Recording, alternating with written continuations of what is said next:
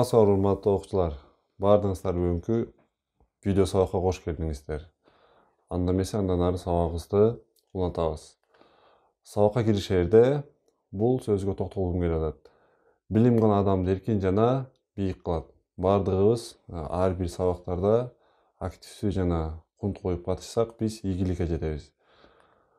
Бүгүнкү сабагыбыздын темасы компьютерди программалык башкаруу. Биз буга чейинки жалпы компьютердин аппараттык жабдылышы боюнча өткөнбүз. Бүгүн болсо жалпы компьютердин программалык жабдылышы боюнча сөз кылабыз.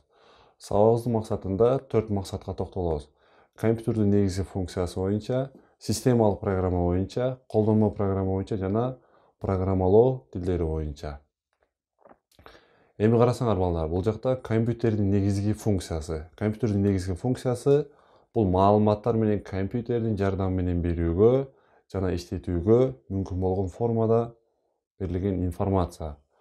Бул жалпы компьютерге ар кандай формаларда берсек болот. Бул формалар боюнча биз андан ары кийинкилерде карайбыз.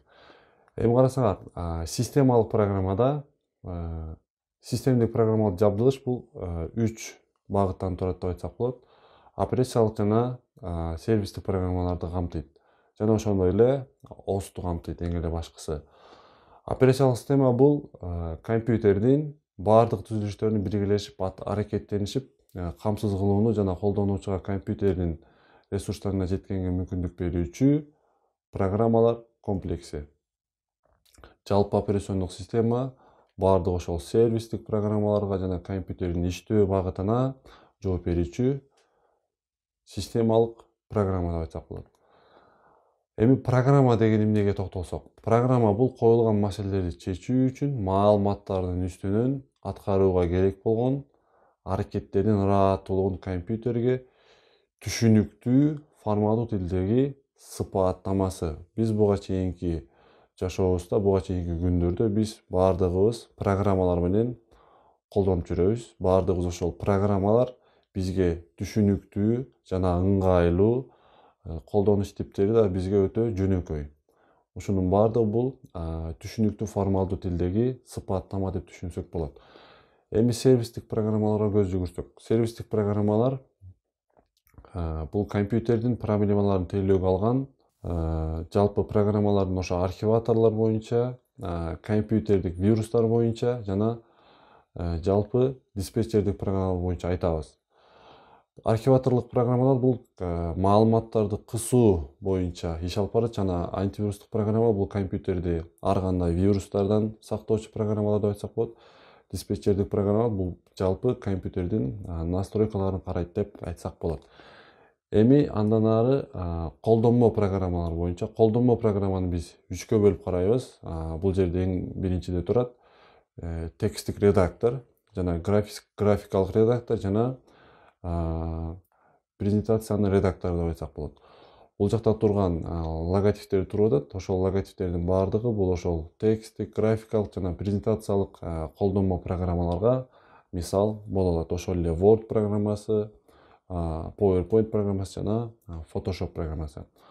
Бул учурда документтер, сүрөттөр, каттар, чакыруулар, докладдар ушул программалар менен биз түзсөк болот. Эми андан ары программалоо тилдерине көз жүгүрсөк, бул жакта программалоо тилдерин жалпы биз колдонуп жаткан азыркы жашообуздагы программалар боюнча болмокчу. Ошол программалардын башкы келип чыгышы боюнча. Жалпы биз программаларды экиге бөлүп карайбыз. Бул ошол сайт тармагы жана биз колдонуп жаткан тиркемелер же болбосо приложениялар боюнча. Бул жерде сайт түзүү тилдеринде турат. Силерге кичине болсо дагы кошумча маалыматтар болсун, ошол HTML, CSS тилдери деп айтсак болот. Ошол тилдер аркылуу биз сайт тармагын түзө алабыз деп айтсак болот. Жана ошол эле сервистик программаларды түзүүдө бул Python тили колдонулат, же болбосо Python деп айтсак болот. Жана ошондой эле биз көтөрүп жүргөн азыркы уюлдук телефондорго тиешелүү бул Android деген программаларга түзүү үчүн бул Java тилдери колдонулуп келет. Жана ошол эле жалпы ушул сайт тармактарын, приложениядагы ичиндеги мультимедиа тармактарын иштетүүчү бул JavaScript тилин айтсак болот. Бул мультипарадигмалык тил жалпы динамика, функция жана башка объектилерди түзүүгө колдонулат. Бул тилдер боюнча дагы кененирээк кийинки чоң класстарда силер кененирээк талкуулап өтөсүңөр. Андан ары сабагыбызды уланталы. Эми бул жерде силерге суроо, системдик программалык жабдылыш бул эмне деп суроо берилип атат. Бул жерде биз системдик программалык жабдылышты биз бул операциялык системаны жана сервистик программаларды өзүнө камтыйт деп айтсак болот. Эми жалпы биздин ушуга чейинки өткөн сабакты бышыктоодо биз эки нерсеге токтолсок болот экен. Бул ошол сервистик программалар эмне кызмат аткарат жана колдонмо программалар эмне кызмат аткарат. Жалпы ушул программаларды өзү операциондук система иш алып барып атат, операциондук система. Эми ушул эки суроого силер дагы кененирээк өзүңөрчө окуп жооп берсеңер болот. Эми силерге үй тапшырма бул жерде операциялык системалар боюнча жалпы маалымат жана канча түрү бар ошолор боюнча тапшырмаларды жазасыңар. Биз буга чейинки ошол сервистик программалар боюнча жана операциялык система боюнча карадык. Силерге болсо ошол операциялык системанын канчага бөлүнүшү жана маалыматын үйдөн жана интернеттен карап баарыңар жазасыңар. Бүгүнкү сабак силерге ийгиликтүү жана түшүнүктүү болду деп ойлойм. Кийинки сабакка чейин көрүшкөнчө жакшы калыңыздар.